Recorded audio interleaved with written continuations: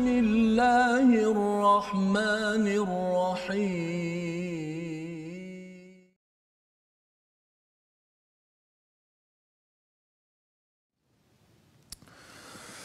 Wa minal an'ami hamulatan wa farsha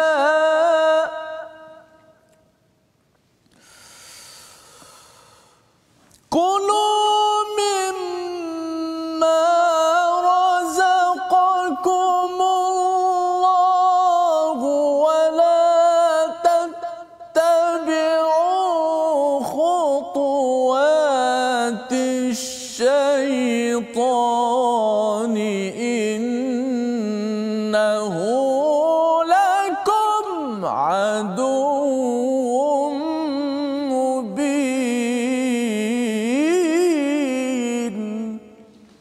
Sadaqallah.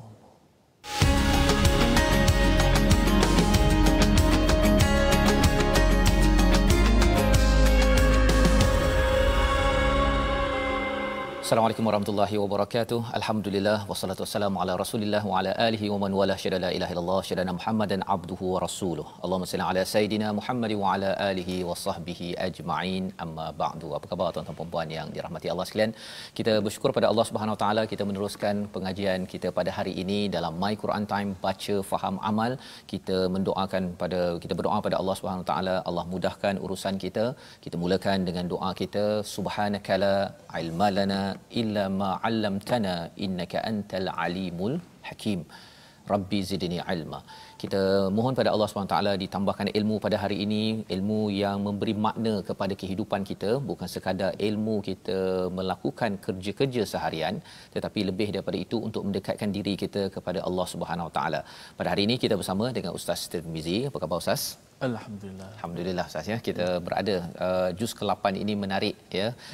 Kalau sebelum ini surah Al-An'am pada juz yang ke-7, juz ke-8 ini mencerahkan lagi satu hujah daripada Allah SWT kepada orang-orang musyrik ya, yang mungkin nampak agak tegas sedikit, tetapi kita akan lihat bagaimana ia dicerahkan, ia disampaikan dalam konteks yang betul insya-Allah ya. Jadi pada tuan-tuan yang berada di rumah, yang berada di Facebook dekat handset masing-masing ataupun laptop, mungkin boleh share di Facebook masing-masing untuk kita memaklumkan pada kawan kita, kita ingin belajar halaman 146, hanya 5 ayat dan kita mulakan dengan Ummul Quran Al-Fatihah bersama Ustaz Tirmizi.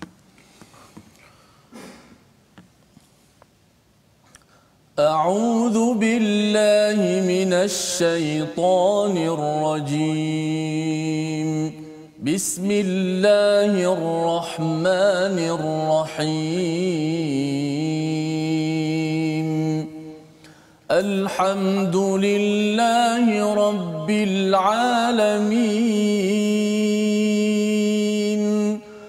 Ar-Rahmanir Rahim.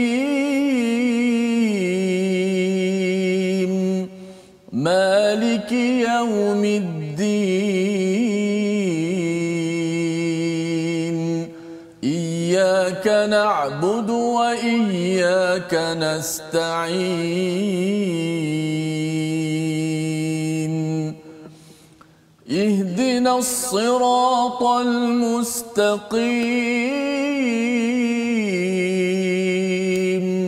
صراط الذين أنعمت عليهم غير المغضوب عليهم ولا الضالين.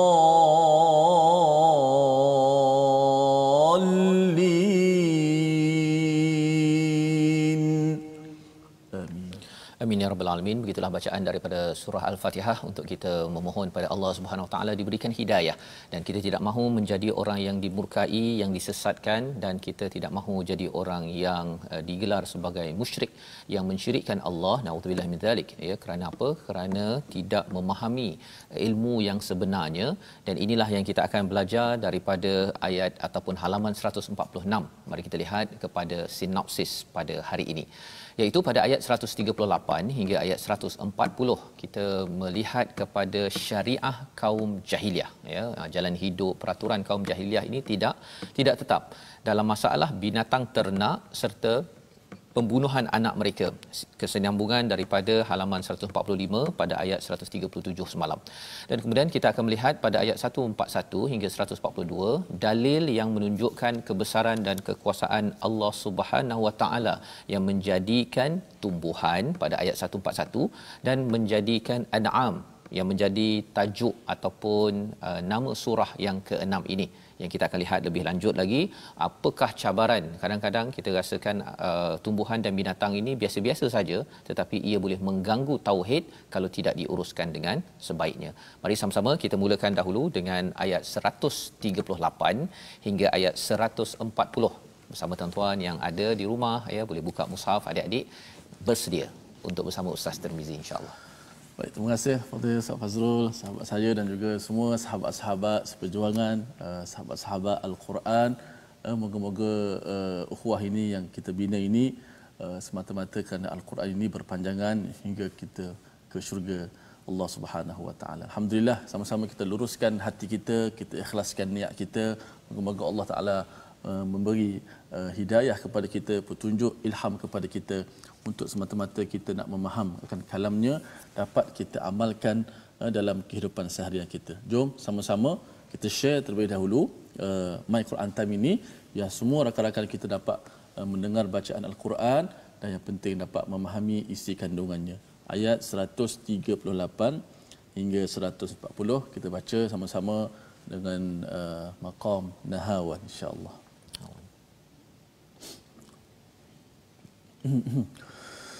أعوذ بالله من الشيطان الرجيم وقالوا هذه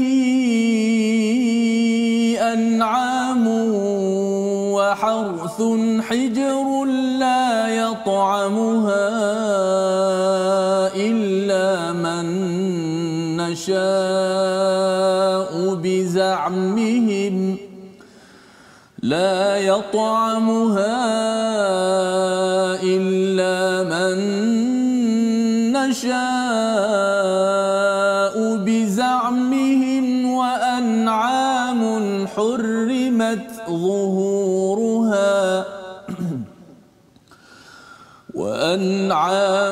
حرمت ظهورها وأنعام لا يذكرون اسم الله عليها افتراء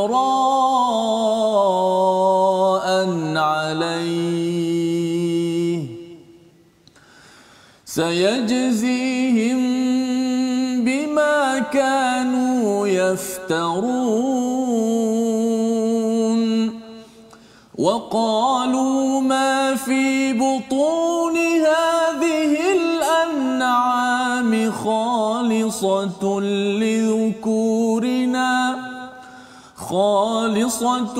لذكورنا ومحرم على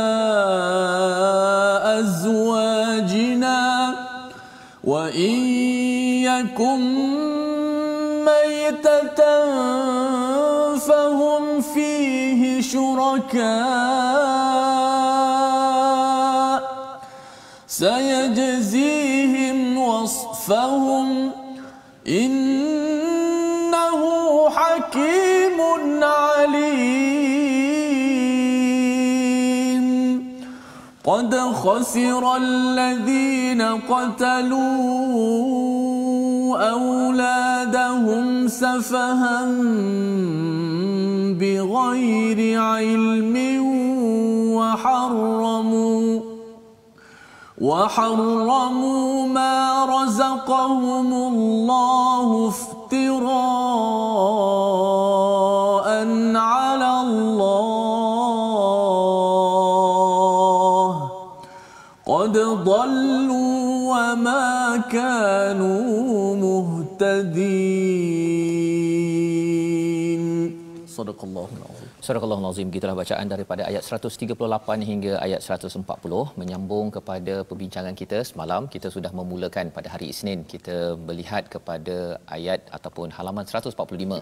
Di hujung muka surat 145 kita berbincang tentang bagaimana orang-orang yang mensyirikkan Allah Subhanahu Wa Taala itu sampai sanggup untuk membunuh anak mereka. Ya, membunuh anak mereka kerana apa? Dia bimbang tentang rezeki, bimbang tentang nama, tapi sebenarnya semua ketentuan bagi anak tersebut sebenarnya adalah daripada Allah Subhanahu Wa Taala, dan Allah boleh menguruskan segala-galanya tanpa ibu ayah pun sebenarnya. Jadi ini berlaku kerana ada syirik, ya, mencuba untuk percaya kepada kefahaman karut marut, ya, yang berada pada zaman jahiliah, dan benda ini masih lagi boleh berlaku pada waktu ini, di mana ada orang yang sanggup untuk menggugurkan anak contohnya kerana mungkin tidak mampu untuk menanggung rezekinya, padahal itu adalah daripada Allah. Daripada ayat 138 disambung lagi tentang satu jidal ataupun satu teguran tegas daripada Allah Subhanahu Wa Taala. Perlu kita faham bahawa surah Al-An'am ini turun di hujung, ya, ataupun di fasa hujung Nabi berada di Mekah.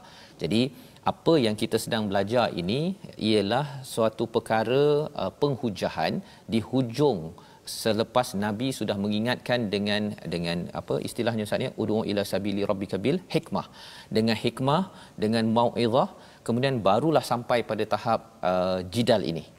Ya, jadi tuan-tuan yang berada kat rumah kena berjaga-jaga juga. Jangan pula kita pergi ke rumah orang Hindu contohnya, terus cakap je sebenarnya kamu ni sesat, guna perkataan yang kita akan tengok nanti insya-Allah. Padahal sebenarnya kita belum lagi menerangkan dengan cara dengan hikmah, dengan mau'izah, dengan kita berdialog untuk mencerahkan, memberi nasihat penerangan kepada rakan kita. Baik, apakah maksud ayat 138? Dan mereka berkata, mereka mengikut tanggapan mereka, inilah haiwan ternakan dan hasil bumi yang dilarang.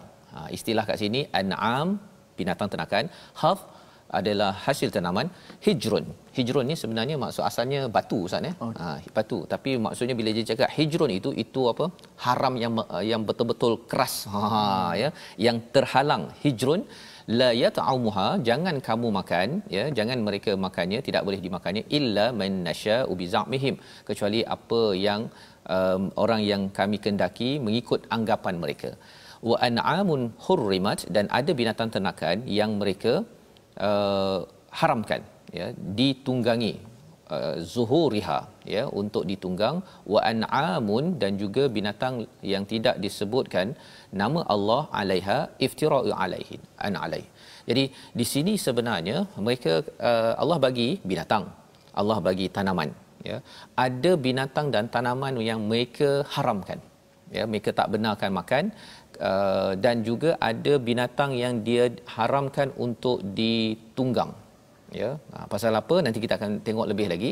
Dan juga ada binatang yang diharamkan makan itu kerana yang binatang itu diserahkan kepada berhala yang ada pada mereka. Jadi ini Allah kata iftira', ini adalah pembohongan. Sayajzihim bima kanu yaftarun, ya, Allah akan membalas atas apa pembohongan yang mereka adakan. Baik. Jadi apakah pelajaran untuk kita? Jangan kita haramkan yang halal, halalkan yang haram. Dan orang yang selalu melakukan syirik ini mudah buat perkara begitu Ustaz, ya. Dia suka mengubah-ubah peraturan. Dia rasakan bahawa kerana si binatang ini banyak menolong dia, dia rasakan bahawa dia banyak memberi kasih sayang. Jadi akhirnya dia angkat sebagai Tuhan. Itu yang berlaku dalam sesetengah agama. Maka dalam ayat ini kita melihat satu ialah kita melihat kepada bagaimana kita nak bawakan isi ayat ini dalam kehidupan kita, iaitu kalau kita berjumpa dengan kawan-kawan kita, jangan terus saja kita cakap bahawa mereka ini iftira', Ustaz, ya. Jumpa je kawan Hindu, ya, kawan yang beragama yang agama lain, dia cakap engkau ni bohong, kan. Sebelum kita cakap itu kita cakap selepas kita mula beri salam, ya, good morning, dan kita gunakan hikmah dan juga mau'izah. Kemudian barulah jidal. Kita cakap bahawa ini adalah iftira', pasal ini yang digunakan oleh Nabi Muhammad, yang diajarkan oleh Allah Subhanahu Wa Taala. Disambung pada ayat yang ke-139, waqalu, mereka berkata apa? apa yang ada dalam perut haiwan ternakan ini khusus buat lelaki kami, haram bagi isteri kami. Ini kalau dia ada binatang yang mengandung, ya, kemudian ada keluar anak, ya. Anak dia tu kalau hidup dia untuk lelaki saja. Orang lelaki, suami saja. Orang perempuan, isteri-isteri dia orang tak boleh makan. Dia macam pelik sikit kan. Mungkin bagi kita tuan-tuan mungkin tak biasa, tapi ini Allah bongkar tentang tradisi jahiliah ini agar kita jangan jadi begitu. Ya, antaranya apa? Ialah kita bagi makanan tertentu untuk orang lelaki, makanan tertentu untuk orang perempuan, ya. Atas dasar apa? Kalau atas dasar kesihatan tu okey, tetapi atas dasar kefahaman akidah yang salah. Wa in yakum maitatan, kalau mati fahum fihi syuraka. Kalau mati anak yang dalam kandungan tu dia bagi dua-dua boleh makan. Isterinya boleh, suami boleh, isteri boleh. Jadi yang kurang kualiti dah mati kan, kurang kualiti dia bagi pada isteri dia. Tapi kalau yang berkualiti masih hidup lagi, kalau disembelih dapat makan, daging manis contohnya, dia akan hanya bagi pada orang lelaki. Dia asasnya kerana dalam masyarakat jahiliah ini orang lelaki diletakkan lebih tinggi daripada perempuan, kerana mereka merasakan perempuan ini adalah second class. Dan ini ada kaitan dengan syirik yang mereka wujud di dalam diri mereka. Wa in sayajzihim wasfahum, Allah akan membalas atas apa ketetapan mereka. Innahu hakimun alim. Menarik perkataan di hujung ini ayat 139. Biasanya ustaz kita baca innahu alimun hakim, ya, tapi kat sini hakimun alim. Jadi bila saya sempat bertanya Ustaz Safri, sempat saya call dia tanya apa sebenarnya yang ada dalam tafsir ataupun di kalangan ulama. Ustaz Safri, R&D kita kan, apakah think tank kita. Hakim mengapa didahulukan? Pasal Allah ini hakim yang amat bijaksana, yang menangguhkan balasannya kepada mereka yang syirik. Dia bukannya hakim yang marah-marah, bukan hakim yang tak bijaksana. Allah boleh sahaja nak menurunkan terus hukuman kepada orang yang buat salah ini, ya, tetapi hakim ini, Allah Al-Hakim, amat bijaksana. Allah beri peluang sampai bila-bila. Allah bagi dia nafas, bagi dia rezeki, bagi dia hidup, bagi dia peluang. Kerana apa? Kerana kalau nak cakap Allah tahu ke apa yang mereka tipu, Allah tahu, alim. Tetapi Allah highlightkan hakim dahulu kerana nak beritahu kepada semua orang-orang yang pernah berbuat silap kepada Allah dari segi syirik. Allah, kalau kita masih hidup, Allah sebenarnya menantikan kamu ikutlah hakim yang sebenar-benarnya. Ya, jadi mesej ini menarik dan diikuti ayat 140 Ustaz, ya. Kalau kita boleh baca sekali lagi. Baik, kita baca ayat 140. Menarik ayat yang seterusnya ini untuk sama-sama kita mendapat pengajaran daripada ayat ini. Auzubillahi minasyaitanirrajim. قد خسر الذين قتلوا أولادهم سفها بغير علم وحرموا ما رزقهم الله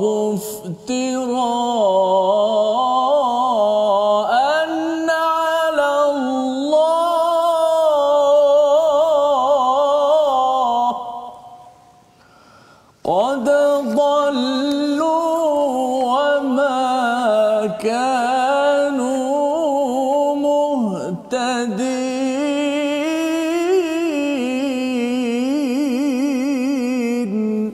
صدق الله العظيم.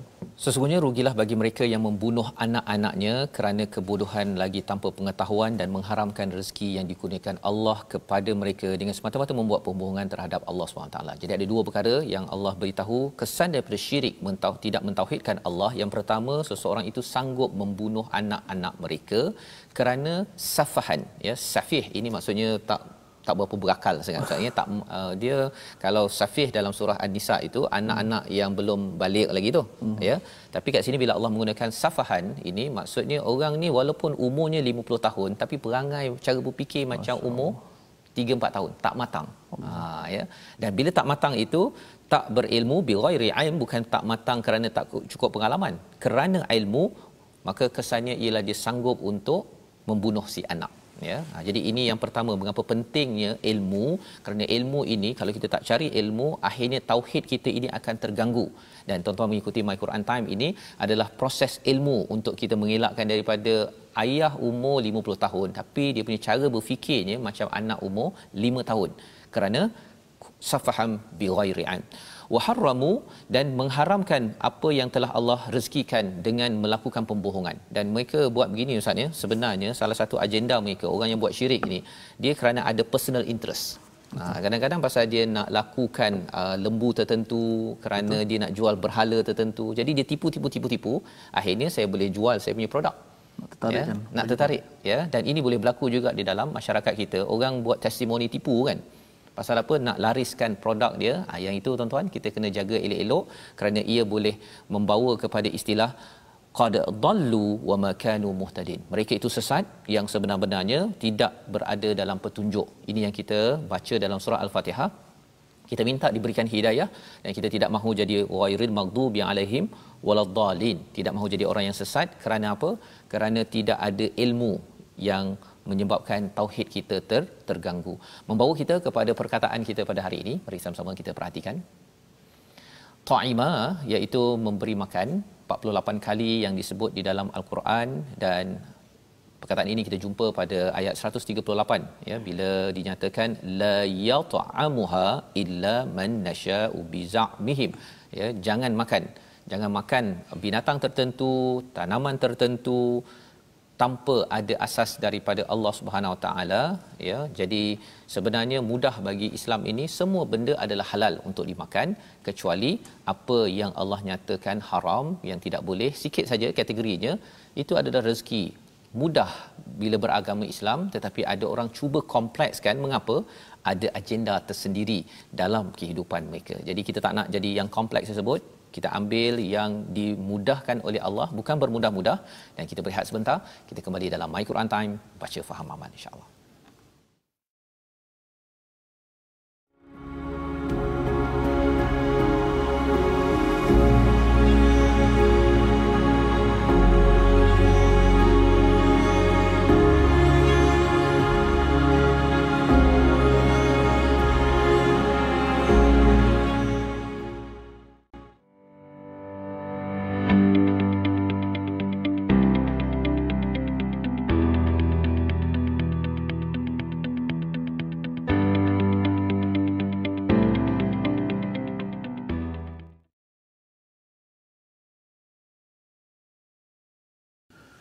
Ya Allah, ya Tuhan kami, jauhkanlah kami daripada kejahilan, daripada kebodohan yang membinasakan kami.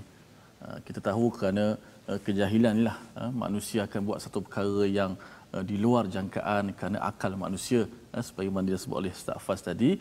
Ada kata-kata menyebut manusia ni dia akan memusuhi apa yang dia tak tahu. So bila apa yang dia tak tahu, dia akan lawan, padahal kalau dia tahu suatu kebenaran tersebut, nescaya dia tidak akan melakukan perkara yang dia tak tahu tadi. Moga-moga kita sentiasa ditambahi sebagaimana doa kita di awal, Rabbi zidni ilma, ya Allah tambahkanlah kepada kami ilmu insya-Allah. Baik penonton-penonton, sahabat-sahabat Al-Quran, kita nak baca sikit tajwid pada hari ini. Hari ini kita dah terangkan tentang apa itu nun sakinah, nun mati. Kita dah masuk bab nun mati ni. Kemudian bila nun mati, dia tak boleh pisah daripada tanwin, kerana dia sekali nun mati ataupun tanwin, nun sakinah ataupun tanwin. Hari ini kita nak mengenal sedikit tentang apakah perbezaan di antara nun sakinah dan tanwin. Perbezaan antara nun sakinah dan tanwin, yang pertama, nun sakinah adalah nun yang ada ketika wasal dan ada ketika wakaf. Manakala tanwin pula nun yang ada ketika wasal tapi tidak ada ketika wakaf. Contoh, yang pertama, nun sakinah, nun yang ada ketika wasal dan ada ketika wakaf. Apa yang dimaksudkan begitu? Contoh, nun pada minkum tadi. Minkum. Kalau kita baca wakaf, nun tu tetap ada. Walaupun nun tu duduk di tengah ataupun duduk di hujung perkataan. Nun tu tetap ada pada bacaan dan pada tulisan. Kalau kita sambung pun, minkum min ahad, contoh. wal takum minkum ummah. Kalau sambung memang adalah. Kalau berhenti pun minkum, tetap nun tu ada pada bacaan dan ada pada ketika wasal dan ada ketika wakaf. Ada pun tanwin, nun yang ada ketika nunnya ada ketika wasal dan tiada ketika wakaf. Contoh tengok, ahadun illa. Ahadun illa. Tengok tanwin tu disebut ketika kita wasal. Ahadun, bunyi dun tu, bunyi suara nun mati pada tanwin tu. Ahadun illa. Tapi kalau kita berhenti pada ahadun, tanwin tu, nun tu dah tak ada. Ahad. Mana suara nun? Tak ada sebab kita wakaf. Dia hanya ada ketika wasal sahaja. Perbezaan yang seterusnya ialah nun sakinah, nunnya ada pada bacaan dan ada pada tulisan. Contohnya, anta maulana. Tengok nun tu. Pada tulisan pun ada, pada bacaan pun ada. Anta maulana. Ada pun tanwin, nunnya ada pada bacaan tapi tidak ada pada tulisan. Contoh, nafsan. La yukallifullahu nafsan illa wus'aha. Nafsan. Bunyi tak suara nun mati? Bunyi. Nafsan. Tanwin tu adalah suara nun mati. Tapi huruf nun ada tak? Nun tidak ada. Nun hanya ada pada bacaan sahaja ketika tanwin, tapi tidak ada pada tulisan. Itu hanya perbezaan. Jangan pening-pening ya. Jangan kata ya Allah apa ni? Tak ada apa-apa. Angguk-angguk saja. Jangan geleng. Maksudnya ini ada kita buat perbezaan sikit.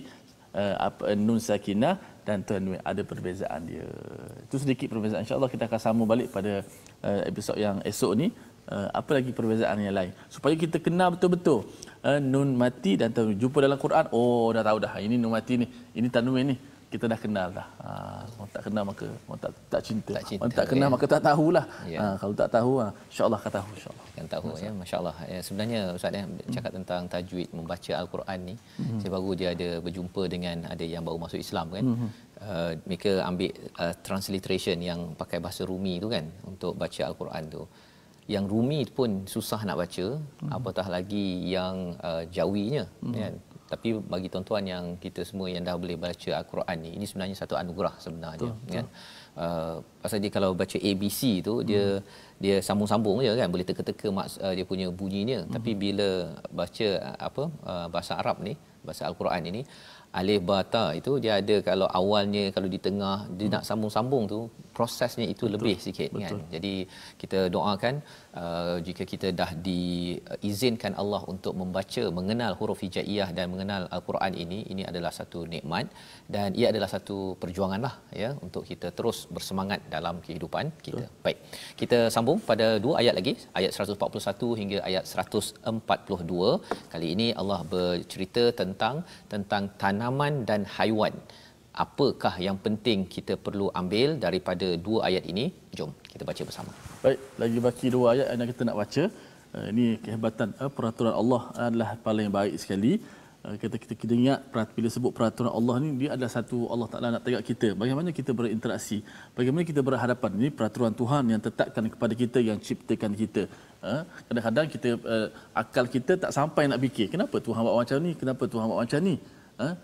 Tapi itulah sifat hamba, kita perlu diuji untuk nak test kita punya keimanan kita kepada apa yang diturunkan oleh Allah Subhanahu Wa Taala. Dua ayat terakhir daripada muka surat 146, ayat yang 141 dan 142, kita baca dengan maqam bayati kurdi insya-Allah. A'udzu billahi minasy syaithanir rajim. Wa huwal ladzi ansha'a jannatin ma'rushatin wa ghayra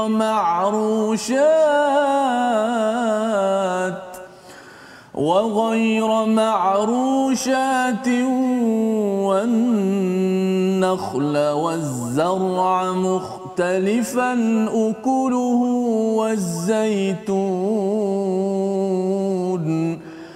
والزيتون والرمان متشابها وغير متشابه كلوا من ثمره إذا أثمر وآتوا حقه يوم حصاده ولا تسرفوا إنه لا يحب المسرفين ومن الأنعام حمولة وفرشا كلوا مما رزقكم الله ولا تتبعوا خطوات الشيطان إنه لكم عدو مبين صدق الله العظيم. Surah Al-Nazim, dua ayat daripada ayat 141 dan ayat 142. Di sini kita dibekalkan dengan apakah makhluk yang diciptakan oleh Allah untuk kita melihat dengan kacamata tauhid. Iaitu yang pertama berkaitan dengan tumbuh-tumbuhan, dan pada ayat 142 berkaitan dengan binatang, ya, dengan binatang ataupun haiwan. Jadi pada ayat 141, dan dialah yang menjadikan tanaman yang menjalar dan yang tidak menjalar, ya, istilahnya adalah ma'rusyat wa ghairu ma'rusyat, ya. Ma'rusyat ini daripada perkataan arash, iaitu dia dikatakan dengan pancang, Ustaz ni, tiang tu. Kalau diletakkan itu, jadi bila ada tanaman yang kena letak pancang, dia kena ataupun dia punya apa? Kayu itulah, ya. Dia menyebabkan dia boleh melingkar dekat pancang tersebut, itu namanya ma'rusyat, iaitu tanaman yang menjalar, tapi kalau kita letak pancang tersebut dia akan naiklah ke atas atau ikut kepada tempat tersebut. Jadi ada kebun yang ada ma'rusyat dan juga wa ghairu ma'rusyat, iaitu tanaman yang tidak perlukan kepada pancang ataupun kayu tadi itu. Maksudnya ini tanaman biasalah, pokok-pokok yang ada. Dan yang keduanya Allah memberikan contoh. Apakah contoh wa ghairu ma'rusyat? Maksudnya Al-Quran ini kalau dalam dia susun ikut kepada yang kedua itu, dia berikan contoh yang kedua tu dekat-dekat, ya. Itu sebabnya waw dekat situ adalah waw al-bayyinah, waw yang menerangkan balik. Wan nakhl, iaitu pohon kurma, adalah wa ghairu ma'rusyat, iaitu tidak perlukan pancang pasal dia dah kuat. Dan juga apa lagi yang kuat, yang tak kuat, iaitu waz-zar'a mukhtalifan ukuluhu, iaitu tanaman yang ada pelbagai ukuluhu, ya, ada pelbagai hasil buah dia. Dan apa yang kita faham daripada mukhtalifan al-ukuluhu ini, salah satunya ialah cara dia punya rasanya berbeza, ya. Dan yang keduanya cara makan berbeza. Ada buah yang kita kena buang kulit, Ustaz. Contoh buah apa tu? Buah durian. Kan, kalau buah yang kita kena buang kulitnya tapi nipis saja, buah apple, buah mangga contohnya. Ataupun ada tak buah yang kita boleh makan terus? Ada. Buah apa, Ustaz? Anggur boleh tak? Anggur terus masuk dalam mulut, kan. Jadi itu istilahnya waz-zar'a mukhtalifan ukuluhu, ya. Sama ada dia ma'rusyat ataupun ghairu ma'rusyat. Anggur ma'rusyat, dia menjalar begitu je, kan. Kalau katakan buah durian, itu ghairu ma'rusyat, okey. Jadi kita dah belajar macam belajar biologi pula, kan, ataupun tanaman-tanaman. Tapi sebenarnya dalam Al-Quran bila Allah bawa begini, sebenarnya nak bawa balik kita kepada siapa? Bawa balik kepada Allah. Allah nak beritahu kepada kita semua perkara ini adalah tanaman-tanaman yang amat istimewa. Kalau kita kaji betul-betul, dia punya zat nutrisinya itu amat special, amat istimewa. Diteruskan dengan wazaitun, ya, warumman dan delima, mutasyabihan wa ghairu mutasyabih, yang sama ataupun yang tak sama. Jadi ada yang sama seperti rumman contohnya, ataupun seperti zaitun. Zaitun ni buah zaitun, ya. Dan ataupun kalau katakan buah kurma tadi, ada pokok yang lebih macam buah kurma. Kalau kat Malaysia ni pokok kelapa contohnya lah, kan, ataupun pokok kelapa sawit.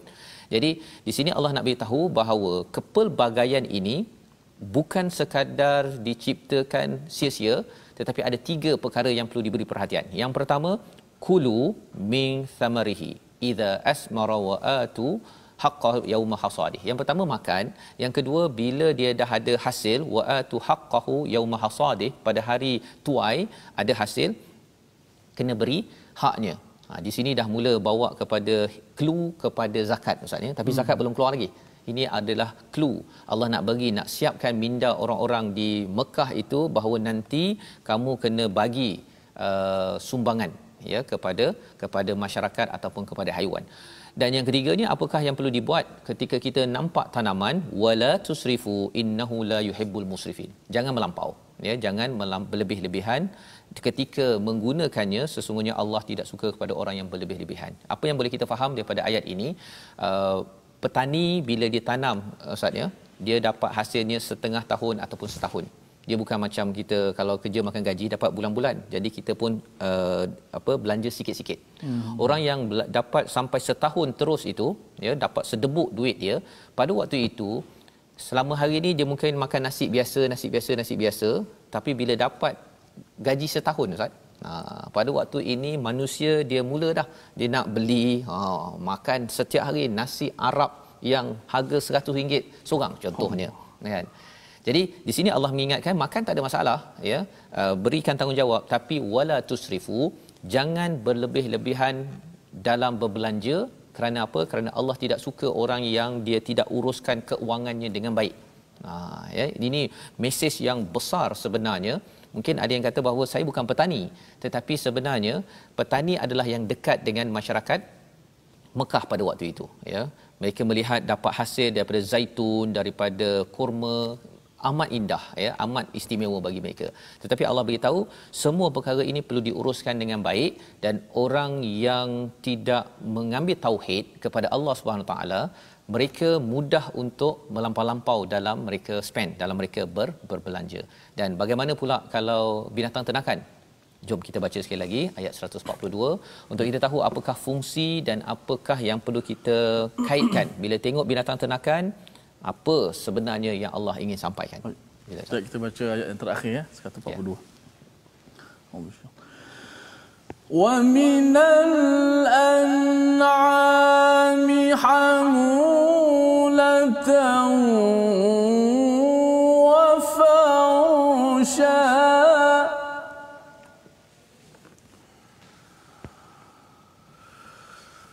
qulu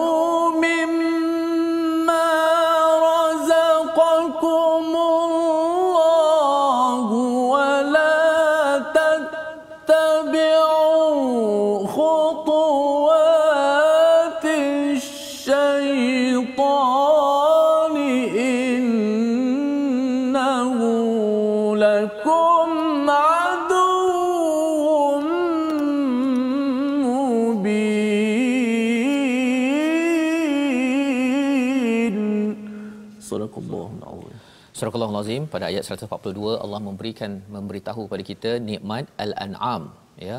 Wa minal an'am, daripada sebahagian daripada binatang ternakan itu boleh dijadikan sebagai hamulatan, iaitu sebagai haiwan yang boleh mengangkut barang ataupun mengangkut orang ya. Jadi ini fungsi yang boleh dimanfaatkan.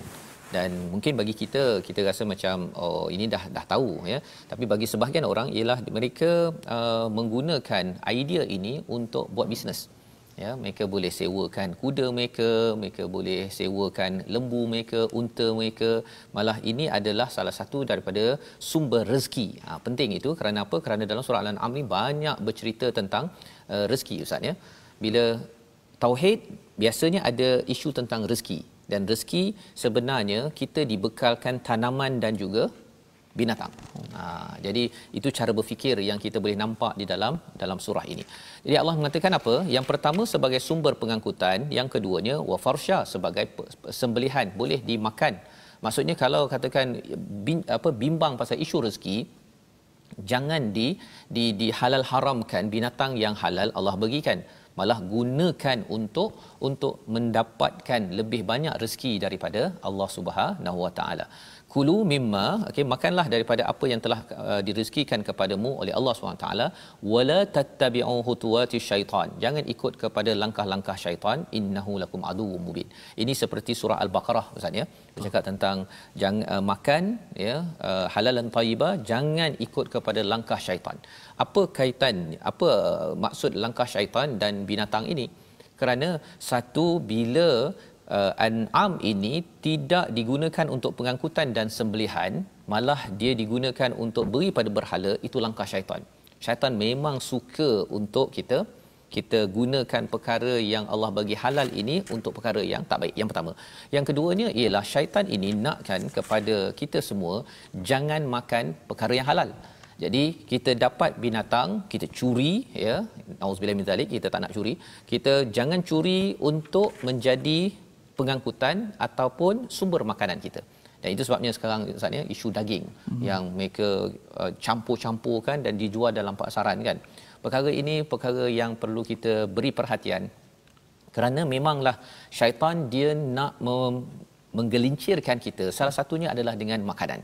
Ya, sama ada makanan itu sumbernya tidak halal ataupun memang ianya tidak dihalalkan dari segi pasal binatang itu tidak disembelih dengan betul, dicampur-campur adukkan. Perkara inilah yang perlu kita jaga. Innahu lakum aduwwum mubin. Allah mengingatkan ini adalah musuh yang nyata. Makanan bila tidak halal sahaja, maka bermulalah ya malas solat, malas baca Quran, mula untuk tidak amanah.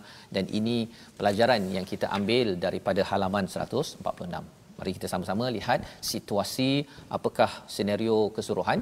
Yang pertama di atas kiri itu, iaitu ada yang kata unta ini haram ya, tapi kalau res haram dibolehkan. Itu dia punya syariat orang jahiliah ya, yang kita tidak mahu ambil perkara tersebut. Dan di atas kanan itu ialah ada tempat, ada makanan khas untuk lelaki sahaja, ada makanan untuk wanita sahaja. Padahal sebenarnya dalam Islam, dalam Quran tidak ada pengkhususan. Syariat begini adalah syariat daripada orang yang bermasalah kerana syirik kepada Allah SWT. Dan di sebelah kiri bawah itu ya, ketika masa untuk menuai, sebenarnya ada juga hak untuk manusia, hak orang lain, dan juga hak untuk binatang yang mengambil makanan daripada hasil tuaian. Dan sebelah kanan bawah itu kita bercakap tentang binatang adalah untuk disembelih dan juga dimakan, tapi pastikan ia halal, bukannya main jumpa saja. Bila lapar saja kita rembat sahaja apa yang ada Ustaz ya. Moga-moga ini membawa kita kepada resolusi yang mantap pada hari ini. Sama-sama kita saksikan. Iaitu yang pertama, jangan mengharamkan sesuatu yang dihalalkan oleh Allah ya, dengan kita menggunakan akal ataupun nafsu sendiri. Yang kedua, elakkan amalan syirik yang menyebabkan diskriminasi ya, membeza-bezakan di antara lelaki dan juga perempuan. Yang kita lihat salah satunya isu makanan dalam jahiliah. Dan yang ketiganya ialah tunaikan hak orang lain atas rezeki kurniaan Allah dan jangan melampau dalam kita menguruskan keuangan kita pada setiap hari. Sama-sama kita berdoa Allah memimpin kita. Auzubillahi minasyaitanir rajim. Bismillahirrahmanirrahim. Alhamdulillahirabbil alamin wassalatu wassalamu ala nabiyyina Muhammad wa ala alihi wa sahbihi ajma'in. Ya Allah ya Tuhan kami, berikanlah kekuatan kepada kami untuk sentiasa kami menjunjung akan perintah-perintah-Mu ya Allah. Ya Allah, jauhkanlah daripada kami kejahilan ya Allah. Ya Allah, jauhkanlah daripada kami kebodohan ya Allah. Ya Allah, tambahkanlah kepada kami ilmu ya Allah. Ilmu yang bermanfaat ya Allah. Ilmu yang sentiasa mendekatkan kami dengan-Mu ya Allah. Ya Allah, kurniakanlah kepada kami akal ataupun cara berfikir yang benar ya Allah, yang sentiasa mendahului akan petunjuk Al-Quran dan sunnah Nabi Muhammad sallallahu alaihi wasallam ya Allah. Ya Allah Tuhan kami, kurniakanlah kepada kami cara berfikir yang tidak melampaui batas ya Allah, yang sentiasa selari dengan syariat agama-Mu ya Allah. Amin ya rabbal alamin. Amin ya rabbal alamin. Moga-moga Allah mengabulkan doa kita dan kita doa agar Allah terus memimpin kehidupan kita, keluarga kita, masyarakat kita dengan tauhid. Inilah yang kita ingin sebarkan dalam gerakan tabung gerakan Al-Quran. Satu usaha tuan-tuan boleh menyumbang, berkongsi usaha ini agar kita sama-sama dapat melahirkan masyarakat yang sentiasa digelar muhtadin, sentiasa dipandu oleh hidayah, bukan yang disesatkan. Kita bertemu pada jam 5 petang, pada jam 10 malam dan insya-Allah pada 6 pagi Rancangan ini dibawakan oleh Mufas, mendoakan tuan-tuan agar terus kita ini berjaga-jaga dengan makanan dan pastikan ambil yang halal sahaja agar kita tidak mudah ditipu mengikut langkah-langkah syaitan. Bertemu lagi My Quran Time, baca faham aman insya-Allah.